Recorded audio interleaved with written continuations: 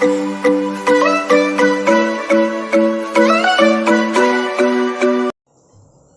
morning everyone. Welcome back to my YouTube channel.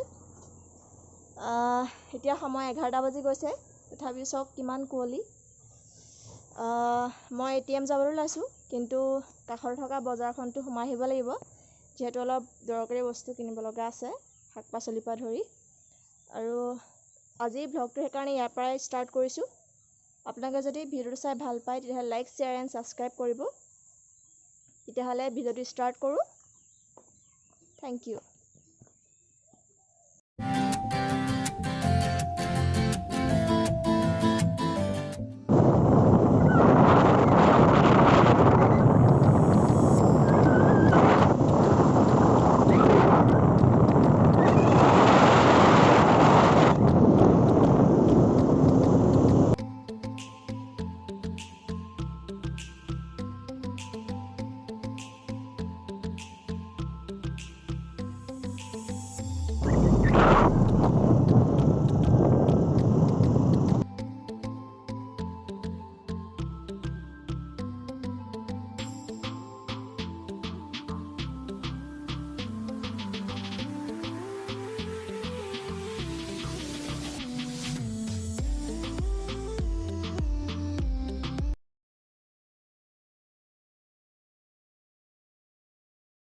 পাই গ'লোঁ। এতিয়া কি বস্তু আনিছে আপোনালোকক দেখাম অলপ পাছত। বজাৰৰ পৰা পোৱা আগতে ককা ৰখি আছিলহি, প্ৰেছাৰটো জুখি দিব লাগে।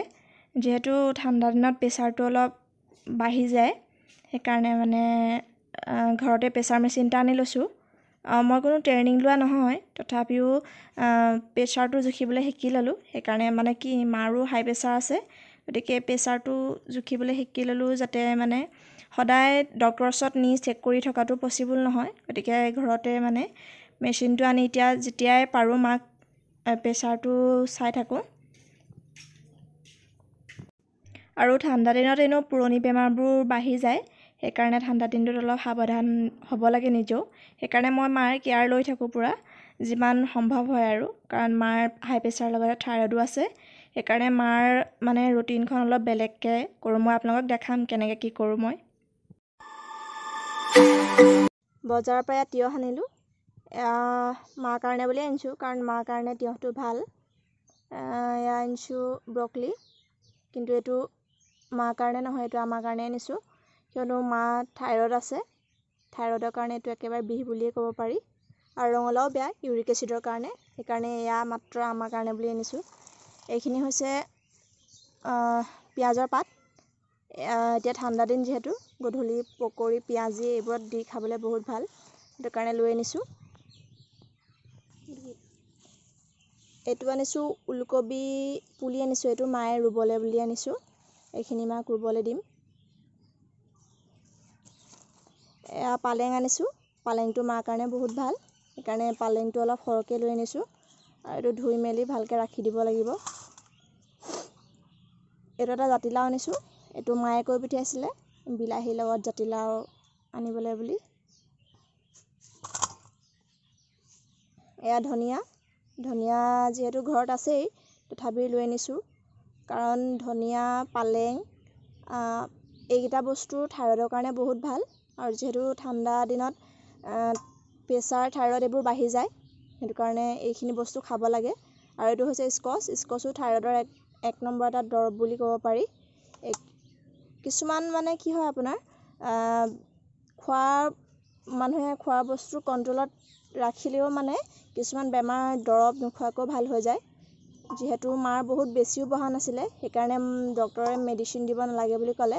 আৰু সেইকাৰণে মই ডক্টৰক সুধি এখন চাৰ্ট বনাই ল'লোঁ, আৰু কি খুৱাব লাগে। সেইকাৰণে মই মানে সকলো বস্তু মাৰ হেল্থৰ ওপৰত ৰাখিয়ে মই বস্তুখিনি আনো।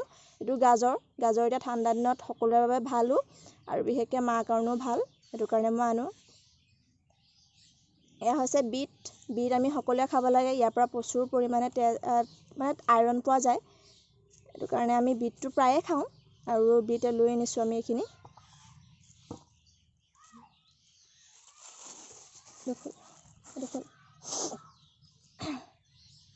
বিলাহী বেছি অনা নাই, আধা কেজিমান আনিছোঁ, কিন্তু এইটো মাৰ কাৰণে নহয়, কিন্তু তথাপিও কেতিয়াবা খায়, যিয়ে নহওক মানুহৰ খাবলৈ মন যায় আৰু। এইখিনি মই বজাৰৰ পৰা কমকৈ এপোৱা গৰৈ মাছ লৈ আনিছোঁ। এইখিনি ভেদাইলতাৰ লগত খাম। আৰু এইফালে মিৰিকা লৈ আনিছোঁ এপোৱা। মাছ আনো মানে কি, মাছটো মাৰ কাৰণে ভাল আৰু প্ৰেছাৰ আৰু থাইৰয়ড দুয়োটাৰ কাৰণে মাছটো ভাল। সেইটো কাৰণে মই বিশেষকৈ আমাৰ ঘৰত মানে মাছ বিশেষকৈ খাই থকাই হয়। আৰু আজি এইখিনি আনিলোঁ। আৰু বাকী এইফালে আলু, পিঁয়াজ, নহৰু এইখিনিতো সদায় লাগি থকা বস্তুৱেই। গতিকে আজি বজাৰ ইমানেই আৰু। এতিয়া মাছখিনি বাছি ল'বলৈ আহিছোঁ।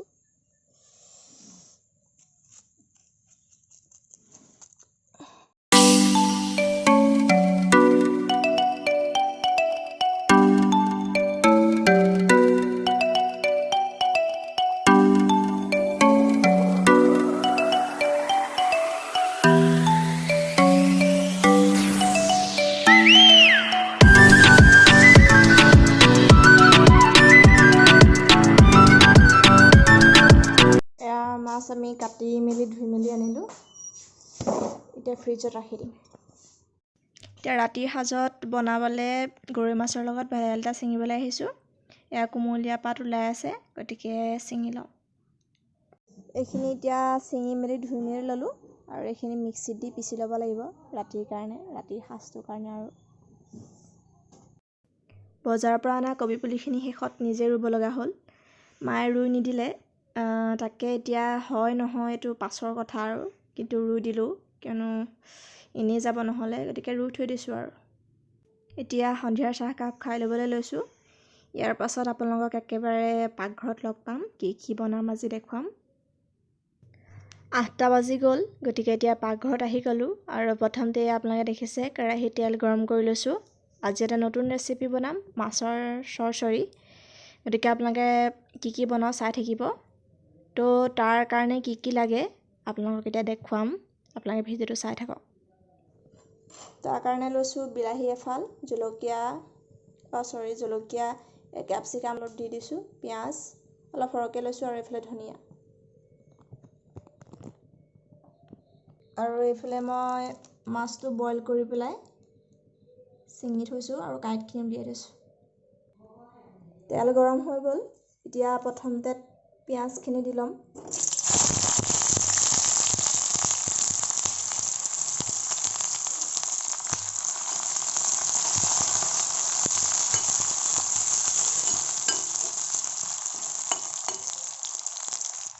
ইয়াতে অলপ হালধি দিম।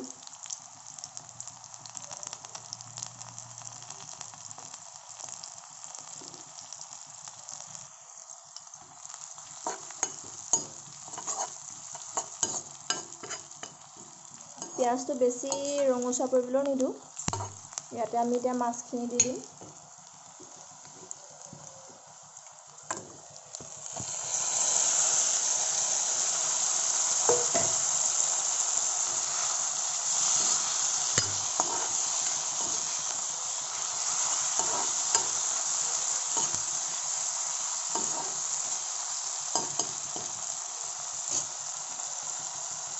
সোৱাদ অনুসৰি নিমখ দিম, যিহেতু বইল কৰোঁতে অলপ নিমখ দিছিলোঁ, আমি বেছিও নিদিওঁ।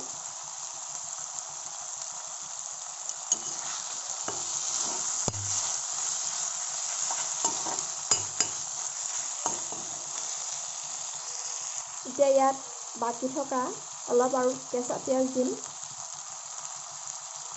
কেপচিকাম আৰু জলকীয়া ফালি থোৱা জলকীয়াখিনিও দি দিছোঁ।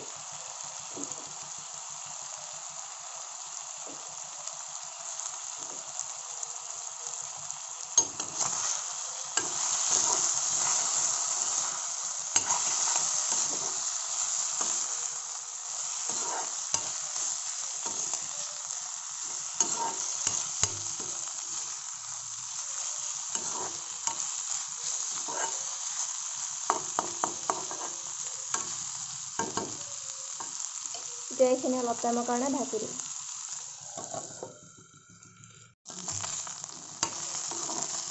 বেছি টাইম ভাজিব নালাগে, কাৰণ আমি বইল কৰি লৈছোঁ। মাছখিনি। এতিয়া ইয়াতে কাট থোৱা এফাল বিলাহী এড কৰিছোঁ।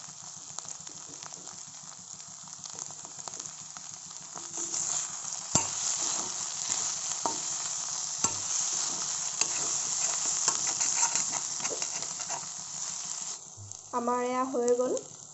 এতিয়া অলপ পিঁয়াজ পাত আৰু ধনিয়া দি পেলাই নমাই থ'ম।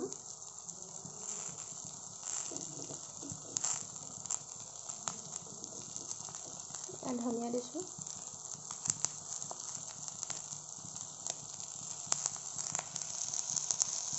এতিয়া আহিছোঁ আমাৰ বেলেগ এটা ৰেচিপি। এইটো হৈছে ভেদাইলতাৰ লগত গৰৈ মাছ। গতিকে গৰৈ মাছখিনি এতিয়া আমি প্ৰথমতে ফ্ৰাই কৰি ল'ম ধুনীয়াকৈ।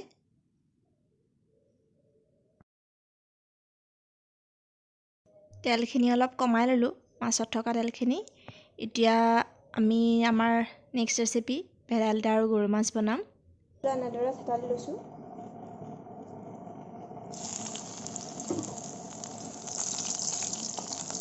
গোন্ধ ওলোৱালৈকে ভাজিব।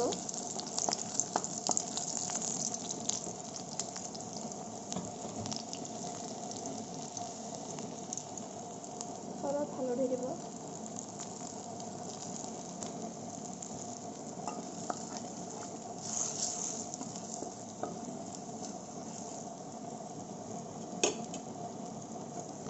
আৰু এইফালে মই ভেদাইলতা, এটা গোটা আলু, পিঁয়াজ, নহৰু 4-5 ফুটামান আৰু কেঁচা জলকীয়া দি এইখিনি মিক্সিত পেষ্ট বনাই থৈছোঁ। এইখিনি এতিয়া মই ইয়াত দি দিম।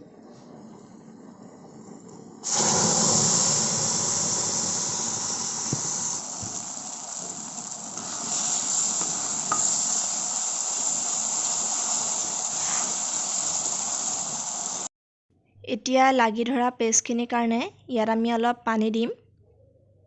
পানী দি পেষ্টখিনি অলপ লৰাই দিম আৰু উতল নহালৈকে আমি ৰখিব লাগিব অলপ টাইম। আমাৰ উতলি গ'ল প্ৰায়। এতিয়া মই ধনিয়া দি দিম আৰু ধনিয়াটো মই য'ত য'ত দিব পাৰে দিয়ে দিওঁ, কাৰণ মাৰ কাৰণে ধনিয়াটো ভাল। সেইকাৰণে ধনিয়া প্ৰায় এড কৰি দিওঁ। এয়া চাওক।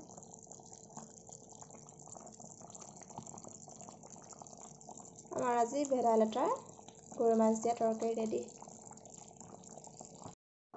আজি ভাত সাজ ৰেডি হৈ গ'ল। এইফালে ভেদাইলতা আৰু গৰৈ মাছ, এইফালে ফ্ৰাই কৰা গৰৈ মাছ এটা, এইফালে জলফাই, আদা নহৰু চাটনি, বিলাহীৰ জ্বলা চাটনি আৰু এইফালে মাছৰ চৰচৰি। থালিখন সজাই লৈছোঁ, সজাই খোৱা নহয় বাৰু।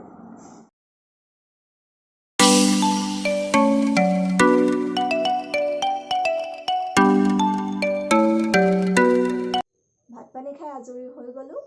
আজিতো ইমানতে সামৰণি মাৰিছোঁ, কিয়নো বহুত দীঘল হৈ গৈছে।